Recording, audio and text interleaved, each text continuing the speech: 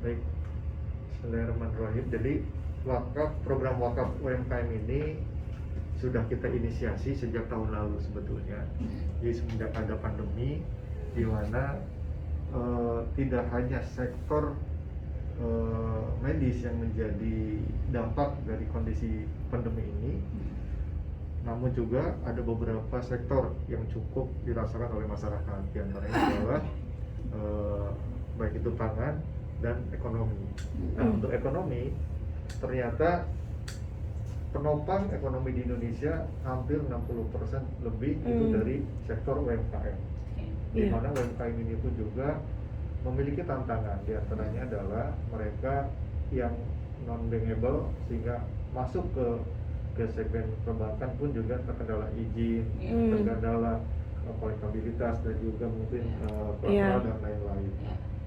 Sehingga ini menjadi trigger kita untuk membuat program penyelamatan umat. Nah, yang kedua, tidak hanya itu, kondisi faktanya adalah di mana sistemik riba yang sudah luar biasa menjerat bangsa ini.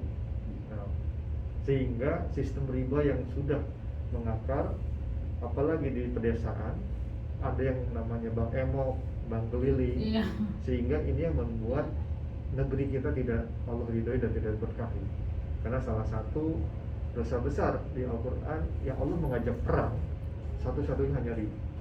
Ini yang luar biasa, sehingga patut kita selamatkan negeri ini melalui filantropi Islam. Nah, apa yang cocok diantaranya adalah melalui wakaf. Kenapa tidak zakat? Kenapa tidak sedekah? Karena kalau kita bicara zakat, jelas zakat hanya 8 asnaf dan itu perannya 2,5%. Masih ada potensi 97,5% dari umat ini yang bisa mengambil peluang menjadi orang-orang yang Allah cintai, gitu kan. Nah, sejatinya wakaf ini adalah bicara bisnis. Kenapa umat ini masih terlalu sempit pola pikir terkait wakaf? Yang mereka tahu wakaf itu tidak lebih dari 3: makam, masjid, musola, dan Quran. Nah, sehingga disinilah yang perlu kita koreksi, bahwa ketika umat Islam mulai masuk dari tataran ekonomi dan politik, yang itu yang ditakutkan oleh musuh-musuh Islam. Salah satu upaya munafikun dulu ketika masuk ke Indonesia adalah demikian, bahwa umat Islam kalau bisa nggak perlu tampil dari sisi ekonomi, cukup ibadah saja.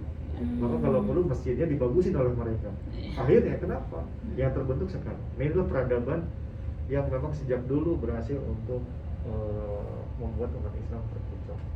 Nah, saat ini kita mencoba untuk membuat gerakan, yaitu selamatkan bangsa. Kita kembali ke hitoh melalui wakaf ini, insya Allah menjadi solusi bagi umat.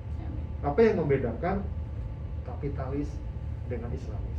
Pertama, jika konsep ini berdasarkan kapitalis, maka yang akan diuntungkan, yang akan dikayakan hanya seseorang atau kelompok. Sedangkan Islamis tidak demikian. Islamis ketika dikelola bisnis, maka yang untung adalah ke masyarakat lagi, dikembalikan kepada masyarakat. Nah, global wakaf hanya sebagai nadir pengelola saja, gitu kan. Ini yang dicontohkan oleh Utsman bin Affan ketika beliau membebaskan sumur Raumah. Pada saat itu di masa paceklik, umat kesulitan mendapatkan air bersih. Tapi saat itu Yahudi melihat peluang ini adalah untuk meraup kekayaan. Kemudian Utsman bin Affan membeli sumur Raumah ini dengan harga yang fantastis, tapi beliau tidak menarifkan 1 rupiah pun kepada umat. Luar biasa. Sehingga sampai sekarang manfaat airnya terus dirasakan. Sungguh kita sangat iri dengan pahala dan kebaikan beliau yang terus berlipat ganda berapa abad, hampir 15 abad lebih. Maka ini sejatinya disebut dengan pahala yang terus mengalir ketika kita tutup usia, sesuai dengan dalam Ali Imran 92. Maka bicara wakaf adalah dari harta terbaik, harta yang paling kita cintai. Nah, gitu ya. Nah, kembali ke sini, ini program kita wakaf modal usaha. Jadi pertama, ini faktanya ada 55 juta umat yang memang kondisinya terancam miskin. ya di masa pandemi ini. Kemudian 12 juta UMKM terdampak pandemi yang hampir gulung tikar. Nah ini semua nih usahanya usaha menengah ke bawah, bahkan ultra mikro. Betul. Artinya bagi mereka tidak bermimpi besar ingin menjadi kaya karena usahanya. Bagi mereka yang penting bisa Bertahan usaha, hidup. bisa Bertahan bertahan hidup. hidup, bisa Iya. memberi makan saja. Betul Nah, sekali. ini yang luar biasa emosional gitu ya. Nah, ini juga fakta hampir 50% UMKM gulung tikar akibat pandemi ini. Di Jawa Barat pun demikian ya. Sebanyak 30 juta UMKM bangkrut akibat pandemi. Tentu ini peluang bagi kita, peluang pahala dan peluang kebaikan gitu ya. Nah, mudah-mudahan dengan keterbatasan ruang, keterbatasan gerak, tapi dalam amal soleh tidak membuat kita terbatas. Sehingga ini menjadi kekuatan kita. Narasi besar adalah aksi tanpa batas untuk membantu sesama gitu ya. Nah, ini ada beberapa contoh Ibu Rizky dengan keluarganya, alhamdulillah bisa keluar dari jeratan riba ya. Kemudian juga para petani-petani kita berhasil keluar dari jeratan riba, karena kalau di kampung-kampung itu terasa mereka minjem 2 juta misalnya berapa untuk makan, tapi mereka bisa membeli kurang lebih total, kalau ditotalkan mungkin 2 kali lipat sampai 4 juta. Nah, Pinjol gitu kan memang yang saya selain pinjol ya bank keliling ya. iya bank keliling yang mereka datang tiap hari, Iya, nagihnya harian kan. Iya. Nah, ini pun dirasakan oleh petani. Petani pada saat mau memulai masa tanam, mereka harus ada modal. Iya, betul. Nah, inilah peluang bagi mereka para rentenir untuk mendatangi menawarkan pinjaman tanpa Iya. agunan. Agunan ya. Ya, memang dari sisi para petani dimudahkan, tapi sejatinya mereka sedang masuk ke dalam Iya, jeratan. Betul. Nah, ketika mereka dapat modal, mereka belikan bibit, mereka belikan pupuk. Nanti pada saat masa panen, mereka harus mengembalikan berkali-kali lipat. Lipat ya. Belum lagi ketika mereka menjual, harganya kadang terjatuh harga gabah maupun padi, sehingga tidak sedikit para petani kita yang memang kondisinya miskin. Padahal kita yang setiap hari merasakan beras hasil jerih payah mereka. Nah ini yang patut kita harus sampaikan kepada umat gitu ya.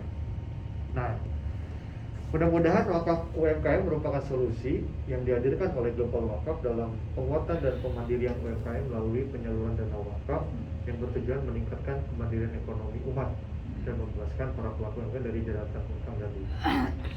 Ketika satu Ini yang diprogramkan dengan Kak Emil? Iya, Oh. ini Kak Emil. Yang sesi pertama udah kalau nggak salah ya. Sudah. Iya, saya Sudah. lihat ini apa di media pers.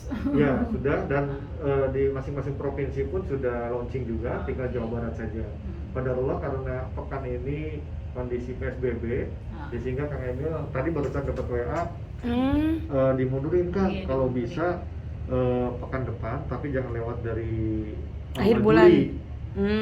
Awal akhir Juni atau awal Juli katanya Iya, kata beliau iya. gitu ya. Oke, siap, saya bilang kan gitu.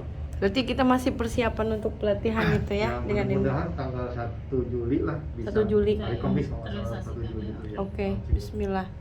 Nah, ini yang menjadi program wakaf modal usaha UMKM. Jadi nanti modalnya modal bergulir. Modal bergulir. Oke. Jadi misalkan dari Hanida atau dari Mitra punya niat untuk berwakaf 40 juta, berarti kalau masing-masing dapat 2 juta ada 20 penerima manfaat. Nah, nanti 20 penerima manfaat ini tahun depan akan mengembalikan lagi. Kemudian 40 juta kita berikan guliran ini kepada 20 penerima manfaat yang baru. Nanti tahun depan lagi mereka kembalikan. Terus jadi total selama 5 tahun bisa menyelamatkan hampir 100 UMKM dengan 40 juta ini. Gitu. Jadi pendanaan modal bergulir itu masing satu UMKM itu 2 juta. Kurang lebih 2 jutaan. 2 juta ya. Ya, nanti tergantung dari sisi bisnisnya atau usahanya. Ini kita berikan cuma-cuma wakafnya atau wakaf produktif yang nanti dikembalikan? Dikembalikan tadi kan bergulir ya. Oh, bergulir itu berarti dikembalikan ke ACT lagi? Ya, ke Global Wakaf. Nanti Global Wakaf akan bagikan lagi kepada penerima manfaat yang lain. Ya terus jadi manfaatnya lebih banyak lagi menerima manfaat. Penerima manfaat. Oke. Nah, landasannya dari ayat Al-Baqarah 270